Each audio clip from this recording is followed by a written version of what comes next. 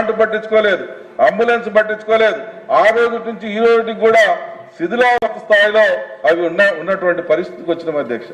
అంటే మీరు దాన్ని బట్టి మేము ఏ కండిషన్లో ఉన్నామో, ఏ పరిస్థితుల్లో ఉన్నామో మా ప్రాంతం పట్ల మీరు ఒకసారి ఆలోచన చేయవలసిందిగా విజ్ఞప్తి చేస్తున్నాం అధ్యక్ష.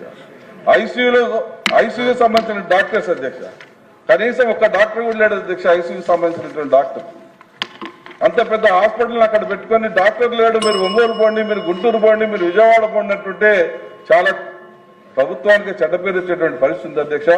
దీని పట్ల గత పాలకులు చేసినటువంటి తప్పు మనం చేయకుండా ఈ ప్రభుత్వంలో, ఇది పేద ప్రజల ప్రభుత్వం కాబట్టి ఈ ప్రభుత్వంలో ప్రత్యేక శ్రద్ధ పెట్టి మా హాస్పిటల్ని కాపాడవలసిందిగా కోరుతా ఉన్నాను అధ్యక్ష.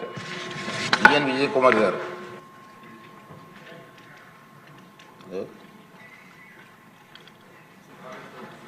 ఓకే, లిస్టులో పేర్లు ఉన్నాయండి. ఫస్ట్ ప్రయారిటీ వాళ్ళకి ఇవ్వాలి కదా. శ్రీమతి వేమిరెడ్డి ప్రశాంత్ గారు. ధన్యవాదాలు అధ్యక్ష. రాష్ట్రంలో ప్రతి కుటుంబానికి 25 లక్షల వరకు ఉచితంగా వైద్యం అందించాలన్న లక్ష్యంతో యూనివర్సల్ హెల్త్ పాలసీ అమలుకు శ్రీకారం చుట్టిన ముఖ్యమంత్రి చంద్రబాబు నాయుడు గారికి ఈ సందర్భంగా ధన్యవాదాలు తెలుపుకుంటున్నాను అధ్యక్ష. కోవూరు నియోజకవర్గంలో జనాభాలో సగానికి పైగా పేద మధ్యతరగతి వర్గాలకు చెందిన గిరిజనులు, బలహీన వర్గాల వారే ఉన్నారు అధ్యక్ష. పేద మధ్యతరగతి ప్రజలు ఎక్కువగా ఆధారపడేది మన ప్రభుత్వ హాస్పిటల్ మీదేగా అధ్యక్ష. కోవూరు నియోజకవర్గంలోని ఒకే ఒక కమ్యూనిటీ హెల్త్ సెంటరు మరియు గ్రామీణ ప్రాంతాల్లో ప్రాథమిక ఆరోగ్య కేంద్రాల్లో మౌలిక వసతులు లేకపోవడం వల్ల ప్రజలు చాలా ఇబ్బందులు పడుతున్నారు అధ్యక్ష. కోవూరు పరిసరాల్లో దాదాపు 35 గిరిజన ప్రాంతాలు గ్రామాలకు కోవూరు కమ్యూనిటీ హెల్త్ సెంటర్ ఒక్కటే ఉంది అధ్యక్ష.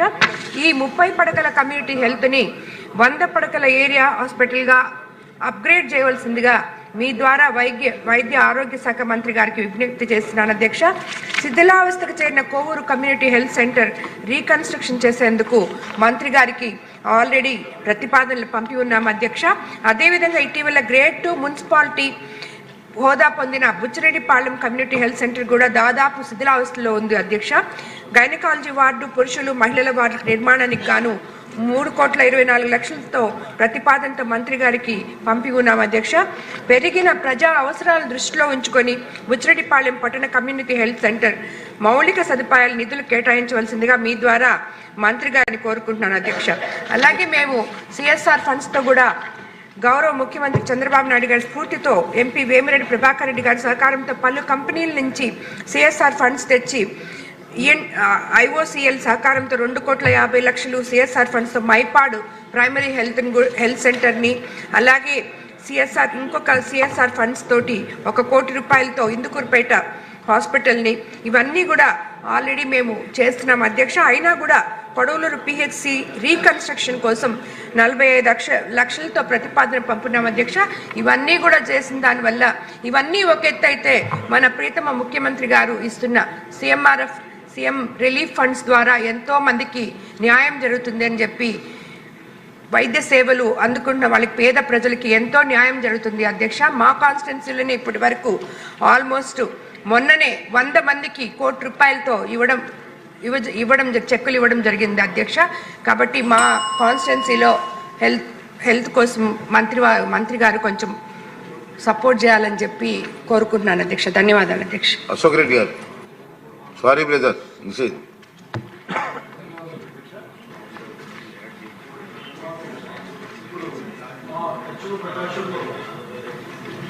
గిరిజనులు కానీ చెంచుగూడలు కానీ మాకు చాలా ఎక్కువగా ఉన్నాయి అధ్యక్ష. ఎందుకంటే నల్లమల్లకి మాకు అటు గిద్దలూరు కానీ, మార్కాపూర్, ఎర్రగొండపాలెం నియోజకవర్గాలకు నల్లమల్ల ఫారెస్ట్ ఉంది.